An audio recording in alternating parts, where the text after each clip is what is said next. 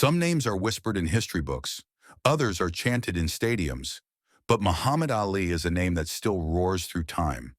Not just because he was the greatest boxer, but because he was a man who taught us that greatness is not just about strength or speed or fame, but about how deeply you believe in who you are when everything around you tries to convince you otherwise. A stolen bike and a found purpose. At 12 years old in the middle of Louisville, Kentucky, a boy named Cassius Clay had his bicycle stolen. A simple act, one of 1,000 childhood stories, but for him it was the spark that ignited a fire that would never go out. Because when he marched into a police station filled with rage and told the officer he wanted to beat up whoever did it, he met Joe Martin, who instead handed him a pair of boxing gloves and unknowingly handed him a destiny. And from that moment on, every punch he threw was not just training, it was therapy, rebellion, a way out, and eventually a way in, into history. The fire beneath the gloves. Growing up poor with a father who painted signs by day and drank too much by night, and a mother who cleaned houses just to keep food on the table, Cassius didn't grow up with power or privilege. But what he did have was something stronger, an unshakable belief that he was meant for more. And as he trained day after day, jab after jab, he began to see himself not just as a fighter, but as someone who could become something. And when he finally stepped onto that Olympic podium in Rome at 18 and won gold for the country that didn't even let him sit at the front of the bus, he felt pride, but also pain, because when he came home and still wasn't allowed to eat in certain restaurants, that shiny medal felt more like a mirror reflecting a country that didn't love him back. Becoming Ali, becoming free. He went from amateur to professional with speed and style that made heads spin. They called him arrogant. But what they didn't realize was that for a young black man in 1960s America, confidence was a revolutionary act. And when he faced Sonny Liston, a man no one thought he could beat, and not only won, but danced his way through the fight with brilliance and poetry, then stood in front of the world and declared that his name was no longer Cassius Clay, but Muhammad Ali.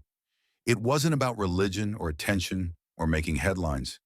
It was about reclaiming his story, breaking chains placed on his family's name, and reminding the world that names have power, and he was done answering to one that came from slavery. Say my name. They laughed at him, disrespected him, refused to call him Ali, so he made them remember the hard way. Not through arguments, but through uppercuts and knockouts, because every time an opponent stepped into the ring and called him Clay, he made sure they left remembering Ali. And he wasn't doing it for ego, but for dignity, for every person who had ever been told they had to accept labels they didn't choose. Because for Ali, identity wasn't negotiable. It was sacred. And whether it was reporters, fans, or opponents, if they didn't say his name, they were stepping into a ring where history hit back. The war he refused to fight.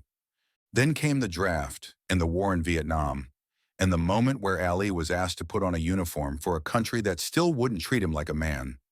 And he said no, not because he was scared of war, but because he was brave enough to stand alone in peace.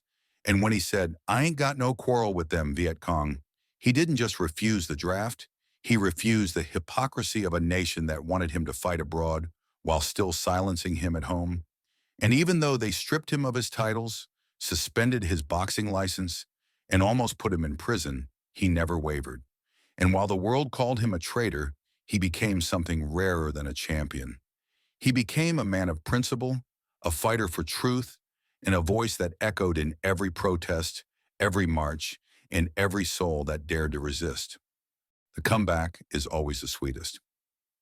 After 3.5 years in exile from the sport he loved, he came back not bitter, not broken, but sharper, wiser, and even though he lost to Joe Frazier in what they called the fight of the century, he didn't let the defeat define him, because he knew that greatness wasn't about being undefeated, but about coming back after defeat.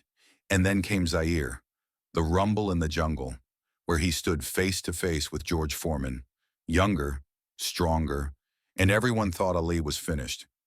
But he used his mind, leaned on the ropes, let Foreman punch until he was too tired to swing, And then in the 8th round, like a lion that had been waiting, Ali struck.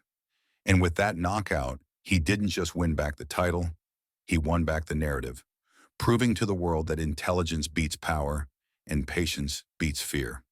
The greatest outside the ring. Time, as always, caught up with the body, but never with the spirit.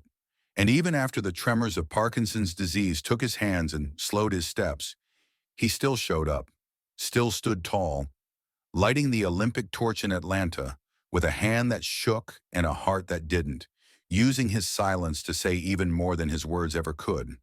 And while others might have faded, he became even more present in his humility, in his charity work, in his activism, reminding us that while the fists may rest, the purpose never does, because Ali wasn't just fighting for belts anymore. He was fighting for humanity. When legends leave.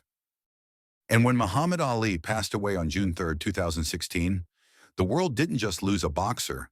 It lost a mirror, a flame, a fearless voice that reminded us that being the greatest isn't about how many punches you throw, but about how many truths you stand for when the world tries to silence you. And even now, years later, his name still holds weight, because every time a kid stands up for themselves, every time someone refuses to be put in a box, every time someone dares to say, "This is who I am and I'm not changing for anyone." The man to beat me haven't been born yet. So if you made it this far, thank you.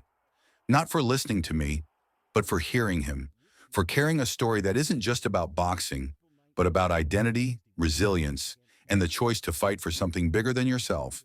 And if you're ever feeling small, unsure, invisible, remember that greatness doesn't always shout. Sometimes it just refuses to fall. And like Ali said, don't count the days, make the days count.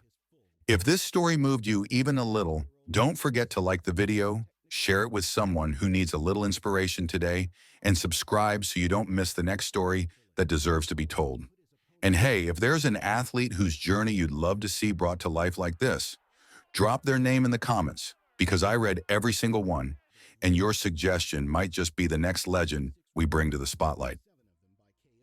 I don't ever slow up, no I don't take shit. I got no love for the fakeness. If you wanna play tough and wanna hate this, I'll always show up. I don't ever slow up, no I don't take shit.